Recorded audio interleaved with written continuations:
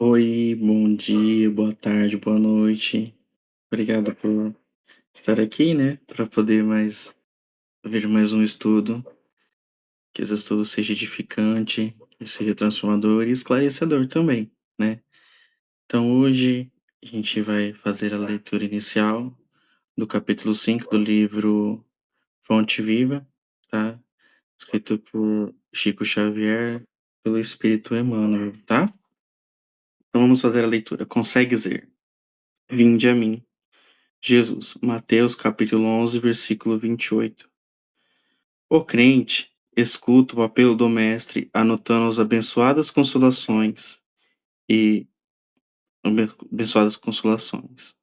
O doutrinador repete-o para comunicar vibrações de conforto espiritual aos ouvintes. Todos ouvem as palavras do Cristo, a quais insistem para que a mente inquieta e o coração atormentado lhe procurem o regaço refrigerante. Contudo, se é fácil ouvir e repetir vinde a mim do Senhor, como é difícil ir a ele. Aqui, as palavras do Mestre se derramam por vitalizante bálsamo. Entretanto, os laços da conveniência imediatista são demasiadamente fortes. Além de assinalar-se o convite divino entre, entre promessas de renovação para a jornada redentora. Todavia, o cárcere do desânimo isola o espírito por meio de grades resistentes a colar. O chamamento do alto ameniza as penas da alma desiludida, mas é impraticável a libertação dos impedimentos construídos por pessoas e coisas, as situações e interesses individuais aparentemente inadiáveis. Jesus, o nosso Salvador, estende-nos os braços amoráveis e compassivos. Com ele, a vida enriquecer-se-á de valores imperecíveis. À sombra dos seus ensinamentos celestes, seguiremos pelo trabalho santificante da direção da pátria universal. Todos os crentes registraram-lhe o apelo ao Consolador, mas raros se revelaram suficientemente valorosos na fé e lhe buscaram companhia. Em suma, é muito doce escutar vinde a mim. Entretanto, para falar a verdade, já consegues ir? Então vamos fechar os nossos olhos, agradecer. Obrigado, Mestre Jesus, por mais essa oportunidade de estarmos aqui aprendendo um pouquinho mais.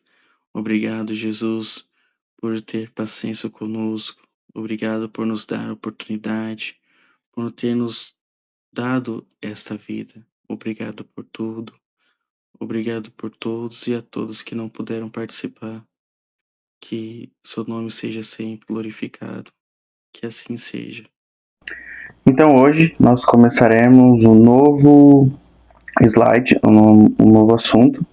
Estamos ainda dentro da codificação, tá? Mas agora a gente vai ver um segundo tópico, que é o roteiro 2, fenômenos mediúnicos que antecederam a codificação em Hydesville e as mesas girantes, tá? Então a gente já viu no roteiro passado sobre o contexto histórico do século XIX na Europa, né? Então, vamos continuar aqui no roteiro 2, fenômenos mediúnicos que antecederam a codificação, né? Em Hydesville e as mesas girantes. Então, alguns objetivos específicos é analisar a característica dos fenômenos em Hydesville e das mesas girantes, e refletir sobre a importância desses fenômenos para o surgimento do espiritismo. Em 2 blocos que a gente verá, né? Veremos sobre os fenômenos em Hydesville e das mesas girantes, e o bloco é a importância desses fenômenos, né, para o surgimento do espiritismo. Primeiro bloco, característica dos fenômenos em Hydesville e das mesas girantes. Então, alguém já presenciou algum fenômeno inusitado, considerado sobrenatural, que gostaria de compartilhar conosco? Então, fenômenos assim que acontecem dentro de casa, de coisas caírem sem nenhum motivo específico, vidros às vezes quebrando, rachando, sabe? Essas coisas assim, às vezes acordar no meio da noite e parecer que tem alguém dentro de casa, lavando louça, acontecia muito comigo quando eu morava no sítio. Então, esses fenômenos, vocês já chegaram a presenciar? Eu acho que todo mundo já presenciou algo desse estilo, né? Então, vamos ver. Fenômenos físicos inusitados. O primeiro fruto espiritual do contexto histórico do século XIX foi a ocorrência de fenômenos físicos inusitados que desafiaram os avanços científicos da época. Esses fenômenos, iniciados no vilarejo americano de Hydesville, se fundiram até Paris e se espalharam por toda a Europa. Então começou lá nos Estados Unidos, nesse vilarejo. Era uma casa, um barracão, né? Onde foi tudo começou. Então a gente vai conhecer agora os personagens dessa história, né? Então nos Estados Unidos, no estado de Nova York, em Hydesville e Rochester, vai ser dois locais importantes para a gente poder ver lá na frente. Mas aqui a gente pode ver que em Hydesville a gente vai ver a primeira história e depois em Rochester vai aparecer também, tá bom? Então vamos lá. Como era Hydesville? Em 1948, Hydesville era um pequeno vilarejo composto por aglomerado de casas de madeira e habitado por agricultores. Localizava-se no estado de Nova York, a cerca de 20 milhas da cidade em expansão de Rochester. Era um vilarejo pequenininho, próximo de uma cidade que estava crescendo, né? Era um vilarejo composto aí por casinhas de madeira, por agricultores, um local bem simplesinho, né? O que aconteceu naquele barracão, velho, né? Na modesta cabana onde havia a família Fox, havia ocorrido o assassinato de um vendedor ambulante, e o espírito do falecido produzia sons e ruídos em tentativa de comunicação com os moradores. Então esse espírito que estava aprisionado lá naquela casa, ele tinha sido assassinado, ele era um vendedor ambulante, um mascate, né? Era o mesmo mascate vendendo.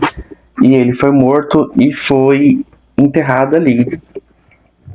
E ele queria se comunicar com as pessoas, né, com os moradores, para tentar resolver o problema dele. Quem residia nesse barracão velho? Naquela época, em 1948, além do casal Fox, né, residiam na casa mais suas duas filhas, a Margareta e a Kate. Então a matriarca, que era Margaret Fox, a mãe das meninas, teve uma participação ativa na comunicação com o espírito do homem assassinado na casa onde morava. Utilizava um código baseado nas batidas produzidas pelo espírito. Então ela foi importante também nessa comunicação ativa com o espírito. Leah, a filha mais velha do casal Fox, quando esses fenômenos estavam acontecendo em 1948, ela já era casada e morava em Rochester, tá vendo? Que é uma cidadezinha próxima dali de Hydesville, onde ela era uma professora de música, então ela não participou desse momento famoso na cidade, né, no vilarejo. A Margareta, que era a filha do meio, né, era a segunda filha do casal Fox, na época ela tinha em torno de 14 anos e também se envolveu ativamente nas comunicações. A Kate, a filha mais nova do casal Fox, né, ela era a caçula. Na época dos fenômenos em Hydesville, Kate tinha 11 anos e ela foi a corajosa que teve a ideia de desafiar o espírito, né, essa força invisível de repetir os estalos nos dedos. A gente vai ver já um pouquinho dessa história, a gente tá vendo os personagens. O patriarca, que era o John David Fox, que era o pai das meninas, era um membro da igreja metodista e chegou em Hydesville vindo do Canadá com a família em 11 de setembro de 1947. Então eles saíram do Canadá, uma família protestante, né, religiosa, foi morar nessa casa, nesse vilarejo. Então vamos lá. Efetivamente, o que aconteceu de tão extraordinário naquela toscana cabana em Hydesville? O que havia de inusitado naqueles fenômenos? Alguém gostaria de compartilhar suas impressões? Então, o que aconteceu? Por que esse local é importante, né? A gente já viu que tem comunicação com um espírito aí que já morava na casa, uma casa meio mal assombrada. Vamos ver o que aconteceu nessa casa, né? Então, segundo Conan Doyle, a pequena casa possuía uma estranha reputação de mal assombrada desde 1844, né? Há 4 anos atrás, quando ela era habitada pela família Bill, responsável pelos assassinatos do Mascate. Então, essa família Bill que foi quem matou o Mascate, há 4 anos antes da família Fox ir morar lá, né? Outra família chamada Wickman, que também morou nessa casa em 1946 e 1947, relatava estranhos ruídos eram ouvidos, mas não ao ponto de considerar a casa mal assombrada. Então, uma família que já morou antes da família Fox chegar, também via que tinha uns negócios estranhos naquela casa, né? Mas não fala aqui o porquê que eles saíram de lá. Pode ser que seja por isso? Vamos ver. No princípio, a família Fox não se incomodava com os sons, pois pareciam naturais, né? Por vezes, eram parecidos às batidas nas portas, noutras ocasiões, soavam como se fossem os móveis se mudassem de lugar. As meninas ficavam tão alarmadas que se recusavam a dormir sozinhas, indo para o quarto dos pais, né? Com certeza, eu também. Se eu já ia sem estar acontecendo essas coisas, imagina se tivesse acontecendo essas coisas, né? Não dá pra julgar as meninas, mas elas começaram a perceber que tava acontecendo coisa mais do que o normal. Móveis se arrastando, alguns barulhos estranhos, batidas na porta. O que é isso, né? Corria para os quartos dos pais, tava certo elas. Em 31 de março de 1848, a menina Kate desafiou a força invisível de repetir estalos nos dedos. A resposta foi imediata. A cada estalo, um golpe era ouvido logo a seguir. Assim, iniciou uma chamada telegrafia espiritual, onde ela fazia o estalo e ela escutava um golpe, né, uma batida. E foi assim que começou a verem que tá estranho. Se eu estalo meu dedo, recebo uma batida, é porque tem algo consciente me respondendo, né? Não é algo simplesmente da natureza. Dessa forma, perceberam que aquela força invisível podia ver e ouvir, pois até quando se dobrava o dedo, a força respondia. Então o bagulho ficou ficando cabuloso, né? Só dela às vezes dobrar o dedo para poder fazer o estalo, já assim, ouvir a batida. Então elas perceberam que tá algo além do compreensível, algo além do visível acontecendo ali. Os vizinhos foram chamados e logo apareceram outras pessoas que também faziam perguntas e eram sempre respondidas do modo racional, né? Então foram bastante pessoas investigarem também ali, né? O que estava acontecendo. Criaram então um código. Uma batida seria a letra A, 2 batidas a letra B, e assim por diante. Deste modo, foi estabelecido um canal de comunicação com o espírito.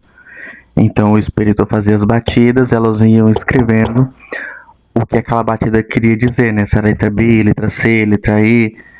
Imagina até chegar, vamos supor, na letra T, na letra W, que são as últimas do alfabeto, aí bater 24 vezes para fazer uma letra. E ficaram assim, através dessas comunicações, entre outras informações, que o Mascate, que havia sido assassinado pelo antigo inquilino e que seu corpo fora enterrado no porão. O espírito se identificou como sendo Charles B. Rosman.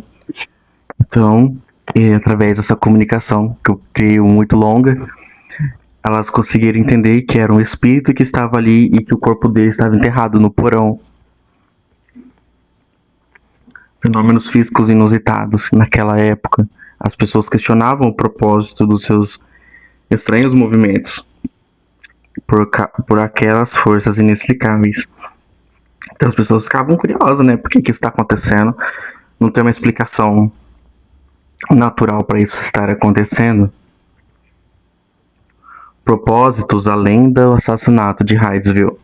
Alguém, além de revelar o assassinato, quais outros propósitos poderiam ter sido atribuídos aos fenômenos da cabana de Hydesville?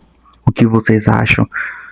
Qual que era, a intenção só era revelar um assassinato? Qual que foi um propósito maior? Vamos ver.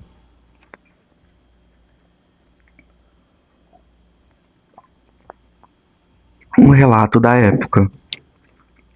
No dia 20 de fevereiro de 1850, 2 anos depois, em Rochester, aquela cidade vizinha, 2 grupos de investigadores em salas separadas receberam simultaneamente um espírito que autodenominou Benjamin Franklin. E a seguinte mensagem foi: então, um espírito apareceu em 2 salas simultaneamente ao mesmo tempo para esses investigadores e passou uma mensagem para eles, que foi: haverá grandes mudanças no século XIX, coisas que hoje parecem obscuras e misteriosas se tornarão evidentes aos olhos de todos. Os mistérios serão revelados e o mundo esclarecido. Então o espírito passou para esses 2 investigadores a mesma mensagem ao mesmo tempo. Um fenômeno espiritual. Um outro relato da época. Um conceituado senador dos Estados Unidos explicou que, ao perguntar a diferentes médiums em anos distintos acerca do propósito das manifestações dos espíritos, obteve as seguintes respostas. A primeira resposta afirmava: é para conduzir a harmonia toda a humanidade e convencer os incrédulos da imortalidade da alma. Então teria como proposta isso, né? Por que os espíritos estavam fazendo isso? A segunda resposta afirmava para unir a humanidade e convencer as mentes céticas da imortalidade da alma. Então, uma segunda resposta que queria dizer a mesma coisa para eles, né? Ou observe o que está acontecendo aqui, né? Venha ver. A alma não morre, somos eternos.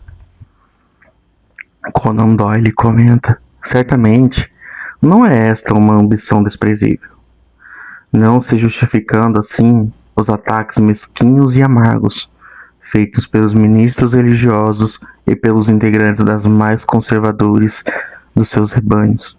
Então aqui ele faz um comentário, né, que eles estavam pesquisando isso, né, vendo esses fenômenos mediúnicos paranormais e a igreja, né, como sempre, categorizando eles e usando ataques mesquinhos e amargos, né, chamando eles de bruxos, de qualquer coisa aí que fosse para denegrir, que como é que se comunicava com o diabo, que eram satanistas.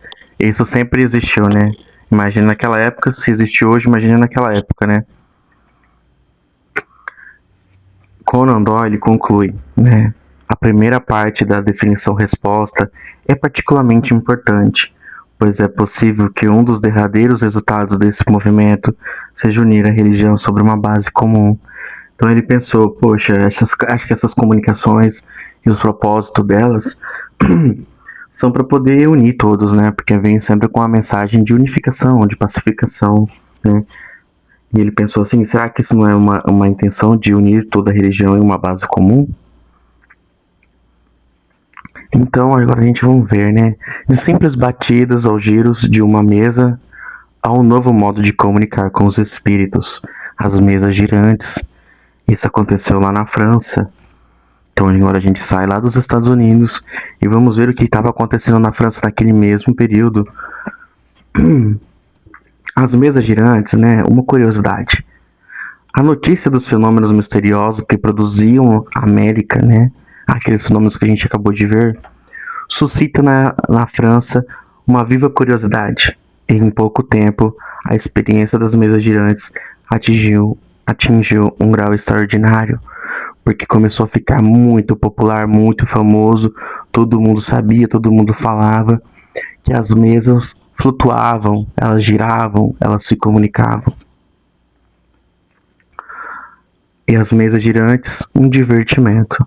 Nos salões, a moda de interrogá-las sobre as mais fúteis questões era um passatempo de uma nova espécie. Durante anos de 1851 a 1852, ninguém viu essas práticas senão como um agradável divertimento. O que aconteceu? Os fenômenos eram reais, porém muitas pessoas utilizou-se do hype do momento para ganhar dinheiro, né? Como sempre. Então, muitos mágicos faziam shows e para poder ganhar dinheiro com isso que já estava hypado, né? Então eles faziam as mesas flutuarem, como que eu posso dizer, mentirosamente, né? De mentira. Porque é o jeito que eles precisavam para ganhar dinheiro, as batidas nas mesas, sabe? Tudo para poder enganar as pessoas ali e muito também para divertimento, essas coisas. Mas naquele, mesmo havendo os falsos, os charlatões ali, né? Fazendo as falsas mesas girantes, havia também verdadeiros casos de mesas girantes, né? Então, no anúncio jornalístico, né? A Denotas é uma charge que era vinculada à imprensa na época, né? Uma charge, uma crítica, né? E a crítica era do jornal, era assim: jovem mesa, de exterior simpática, que fala várias línguas e conhece um pouco de aritmética e muitas histórias, pede um lugar de administração de finanças, né? Então aqui fazendo uma brincadeira, né? Que é uma mesa jovem, né? Exterior simpática, ela falava várias línguas, sabia um pouco de aritmética e pediu um lugar na administração de finanças, né? Então é uma crítica aqui, para vocês verem como que era algo real que estava acontecendo naquela época, né? Então, o problema foi esses fenômenos não serem reais, né? Serem formados por charlatões, que deu uma descredibilizada nisso, né? Tanto porque Allan Kardec, né? Professor Hipólite, ele não acreditou de primeira nessas coisas, né? Ele foi investigar e ele viu que muito era falso, até que ele encontrou um verdadeiro. Em Hydesville e as mesas girantes. Do ponto de vista da comunicação espírita, o que você destacaria como características relevantes nesses dois tipos de fenômenos? Hydesville e as mesas girantes, o que houve alguma evolução? Então, do que a gente viu que acontecia lá em Hydesville, onde era por batidas, né, que formavam comunicação, das mesas girantes, se houve uma evolução nessa comunicação, tá? Então a gente vai ver que houve uma evolução gigantesca de comunicação. Do relato de Conan Doyle, depreendemos: a comunicação espírita não ficou confinada por muito tempo à família Fox em Hydesville. Logo, sons semelhantes passaram a ser ouvidos em outras residências e em outros locais. O movimento, agora ampliado, prosseguia para um curso de maior importância. Não se prendia mais uma determinada vítima de assassinato clamando por justiça. Então agora não depende mais de um relato de assassinato, né? Agora vão ser coisas mais profundas. Rosman saiu de cena e as batidas inteligentes passaram a ser dadas pelos amigos mortos dos pesquisadores que possuem interesse sério sobre o assunto, reunindo-se um modo reverente para receber as comunicações. No caso das mesas girantes, os próprios espíritos indicaram, em fins de 1850, a nova maneira de comunicação. Bastava simplesmente que se colocasse ao redor da mesa de uma mesa e em cima da qual se ponhariam as mãos. Então, quando as pessoas colocavam as mãos em cima da mesa, a comunicação começava. Levantando um dos seus pés, né, a mesa levantando um dos seus pés, enquanto recitava um alfabeto. A mesa daria uma pancada cada vez que a letra servisse ao espírito para formar palavras. Então, a mesa levantava um pé, ficava apoiada somente em 3, quando as pessoas colocavam a mão sobre ela, e as pessoas iam falando as letras do alfabeto. Letra A, letra B, letra C. E quando era a letra que o espírito queria, ele batia para confirmar. Então a comunicação começou sendo assim, né? E lá em Hydesville, o espírito batia lá 24 vezes para chegar numa letra, né? Aqui foi um pouquinho diferente, né? Mesmo sendo rústico, começou um pouquinho mais evoluído, né? Então aqui a gente vai ver que vai começando a evoluir a comunicação, né? Porque como trariam livros, um monte de questões, né? Se fôssemos por batidas e por recitando letras, né? Como que Kardec ia fazer um livro como o Livro dos Espíritos, que foi o primeiro aí, que tem um monte de perguntas, né? Então vamos ver como que foi a evolução da comunicação. Esse processo, ainda que muito lento, produziu resultados excelentes, e assim chegou às mesas girantes e falantes. Com o uso de uma cestinha, né? Com o passar do tempo, a comunicação foi evoluindo, passando-se a utilizar uma cestinha na qual se introduzia uma caneta e sobre ela os participantes colocavam as mãos, igual aquele jogo do copo. Então tinha uma cestinha, colocava uma caneta em pé dentro e as pessoas colocavam a mão em cima da canetinha. E aí a cestinha se movimentava escrevendo, né? Isso é um ponto interessante, até aparece no filme do Kardec, que tá na Netflix, depois eu posso mandar para vocês. Mas seria muito interessante vocês assistirem para vocês verem como que esses fenômenos aconteceram, né? Ver visualmente, né? Não só imaginar. Então era como se fosse o jogo do copo. Todo mundo colocava a mão em cima do copo e o copo ia nas letras, né? Naquele tabuleiro de letras, formando a frase, que era algo mais rápido de acontecer, né?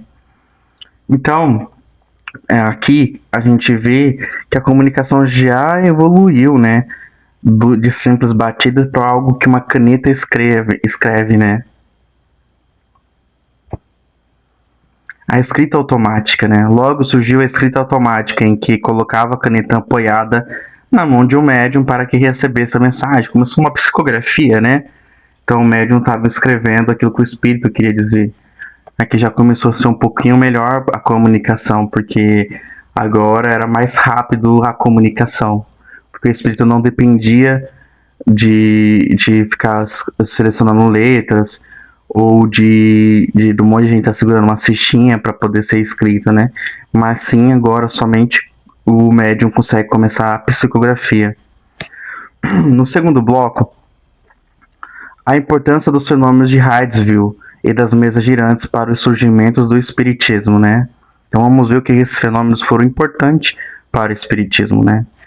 Comprovação dos fatos espíritas. Na sua opinião, como a repercussão dos fenômenos de Hydesville e das mesas girantes contribuíram para o engajamento dos cientistas na comprovação de fatos espíritas para a credibilidade do espiritismo?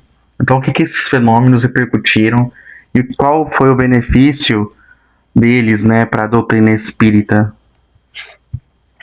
Na Inglaterra, né, agora vamos voltar um pouquinho lá na Inglaterra.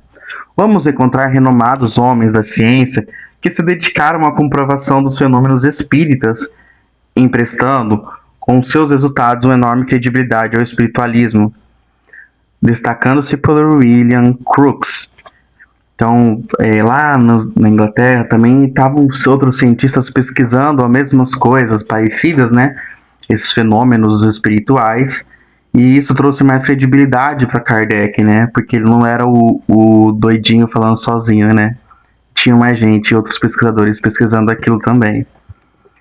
William Crookes, de 1832 a 1919, né?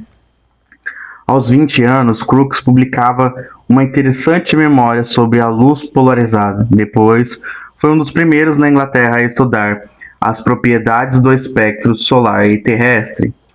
E foi descobrindo do talho a matéria radiante. Inicialmente, teve a oportunidade de estudar fenômenos produzidos por intermédio de Kate Fox, né, lá nos Estados Unidos, e atestar a veracidade dos fatos, publicando seus resultados no Quarterly Journal of Science. Então, ele foi lá nos Estados Unidos para pesquisar esses fenômenos que aconteciam com a família Fox e dar veracidade aos fatos daquilo que acontecia, né? Então, foi um cientista, foi lá, ver aquele experimento estava acontecendo, né? Para poder dar veracidade para aquilo, né? Porque pensa que a gente está no período pós-iluminismo, no período positivismo, onde as pessoas só acreditam naquilo que é comprovado cientificamente. Então foi isso que aconteceu. Por esse cientista já renomado ter já feito outras pesquisas fora desse tema, e ele foi lá e deu verificado, né? Deu veracidade àquilo que acontecia nos Estados Unidos. E depois ele publica essa sua pesquisa lá com a família Fox, em um jornal de ciências. De Gabriela Adeline concluímos, né? Os fenômenos espíritas foram pesquisados também por outros eminentes personagens na Alemanha, Dr. Kanner, na Rússia, Akashoff, e na Itália por Lombroso, entre outros. Literalmente se espalharam-se pelo mundo inteiro. Então não era somente o Kardec falando isso. Vários outros cientistas também pesquisaram, o que também deu uma aceitabilidade maior para Kardec, né? Porque um doido só falando é doido. Quanto mais pessoas falam junto, é uma verdade, né? Então tem isso também, né? Uma pessoa gritando sozinha na rua, ela é um doido. Um grupo gritando na rua é uma como fala? É uma manifestação, né? Fenômenos espíritas decisivos para o surgimento do espiritismo. Por que os fenômenos espíritas que Hydesville e das mesas girantes podem ser considerados decisivos para a chegada do espiritismo, apesar de já terem ocorrido ao longo da história da humanidade? Então tá falando por que esses fenômenos foram tão importantes para a chegada do espiritismo, né? Esse tipo de fenômeno já aconteceu desde quando o mundo é mundo, né? Desde que existe a humanidade. Mas por que agora foi tão importante, né? Vamos ver. Pedro Barbosa explica. Eles serviram para tirar os homens do torpor espiritual que viviam, para que preparassem para receber uma nova revelação. Então veio para poder mexer com as pessoas. A intenção desses casos era fazer as pessoas acordarem para o mundo espiritual que existe antes mesmo do mundo material. Para isso, era necessário que ocorressem fenômenos capazes de provocar medo, assombro ou curiosidade. De fato, de objetos, como mesinhas, mochos, cestinhas, moveram-se sozinhos todos os sentidos, dançando, editando mensagens, dando respostas inteligentes, compondo músicas. Provocou uma tremenda célula em todas as classes sociais, provocou um grande reboliço, né? Esses fenômenos estarem acontecendo. A ciência acadêmica simplesmente negava os fenômenos de cima de sua imensa sabedoria. Entretanto, muitos dos seus membros vinham estudá-los honestamente. Eles proclamavam a veracidade. Como sempre, tem sempre muitas pessoas do contra e tem muitas pessoas que vão lá ver se aquilo realmente é verdade, né? Kardec passou muito por isso com a Academia de Ciências na França, em que muitos cientistas debocharam dele, né? Falaram, carinha é louco. Porque nós estamos vivendo num período onde a religiosidade não era bem vista pelos cientistas, né? Eles tinham essa concepção de que ciência e religião não se comunicavam. E muitos dos cientistas eram ateus. Então, para eles aceitar esse tipo de coisa era algo surreal. A igreja convencional, não podendo negar os fenômenos, simplesmente atribuía ao demônio, como ainda hoje continua fazendo por comodismo. Não mudou. A humanidade está aqui na Terra, vamos colocar aí uns 10 mil anos, mas não deixamos de ser quem somos desde então. Somos os mesmos, com egoísmo, com raiva, com rancor, com negação, com intolerância, com preconceito.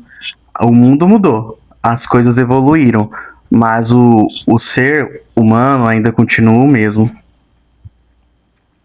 Os fenômenos das mesas girantes eram produzidos, como sabemos, por espíritos e por maior lição que deles podemos tirar, e é da imortalidade da alma e da comunicação, né? Então, esses fenômenos eram produzidos para que o espírito desse sua lição, né? Mostrar que podemos tirar da imortalidade da alma e da comunicação, né? Estão se mostrando para as pessoas que existe a imortalidade e que existe uma comunicação com os espíritos, né? Então, a mensagem final, né, dos fenômenos mediúnicos que antecederam a codificação em Hydesville e das mesas girantes. Por fim, conforme desejados pelos espíritos, os fenômenos de Hydesville e das mesas girantes tiveram grande repercussão na Europa, despertando a consciência de muitos, inclusive de Hippolyte Kardec, né? Kardec não é o nome dele.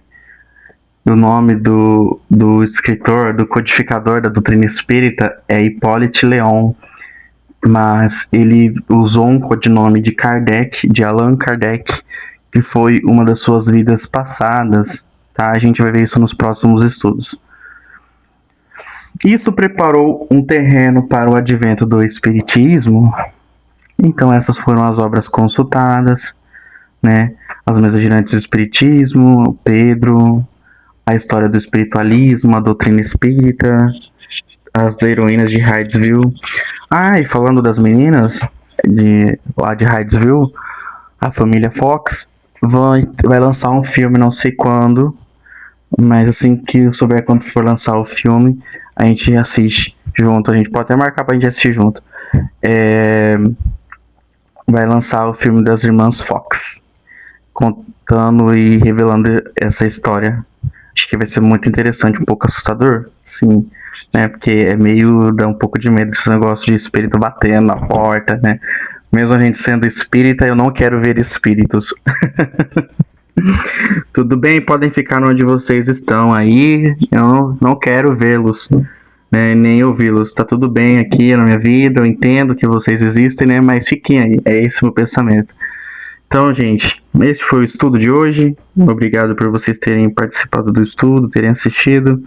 Que Deus abençoe a vida de vocês, tá bom? Ótima semana. Qualquer coisa, me mandem mensagem, tirem dúvidas, deixem suas mensagens, tá bom? Deixa suas curtidas aí, comentários daquilo que vocês acharam do estudo, tá bom? Agora vamos fazer a prece final. Obrigado, Mestre Jesus, pela sua presença, pelo teu amor, pelo teu carinho conosco. Obrigado por esses novos ensinamentos. Obrigado pela oportunidade de termos estudado um pouquinho mais. Somos sempre gratos, Mestre, pelo teu amor, pelo teu carinho conosco. Obrigado por tudo. Que assim seja. Tchau.